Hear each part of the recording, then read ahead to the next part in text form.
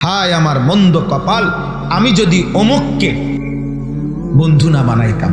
যে যার কারণে মদ খাইছে, জুয়া খেলছে, চুরি করছে, ডাকাতি করছে, জিনা করছে, সুদ খাইছে, কিস্তি নিছে, হারাম করছে, জোর জুলুম অত্যাচার করছে, যে যার কারণে নষ্ট হইছে, সোজা কথা, যে যার কারণে হারাম করেছে, ওর কথা তার মনে পড়বে। হারে আমি তো মায়ের কোলে মদ খাই নাই, আমারে তো বন্ধু নামের কোন শয়তানে মদের আড্ডায় গেছে।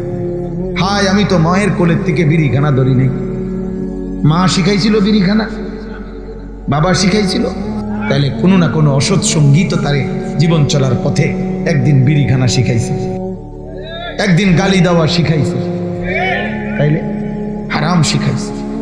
সে তাকে মনে করবে আর আফসুস করবে, হায় যদি তাকে বন্ধু না বানাই। জীবনে যদি আমি একটি দোয়ার সুযোগ পাই তো এই দোয়াটাই, আল্লাহ আপনার কোনো প্রিয় বান্দার সান্নিধ্য আমি যেন পাই।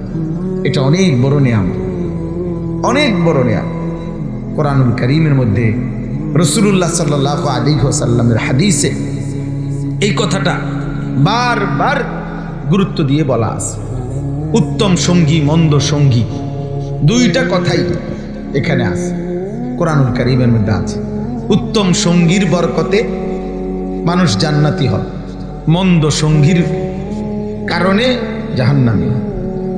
কোরআনুল কারীমের মধ্যে আছে, আল্লাহ তাআলা বলেন, উহশুরুল্লাযীনা যালামু ওয়া আযওয়াজাহুম ওয়া মা কানু ইয়াবুদুন মিন দুনিল্লাহ ফাহদুহুম ইলা সিরাতিল জাহিম।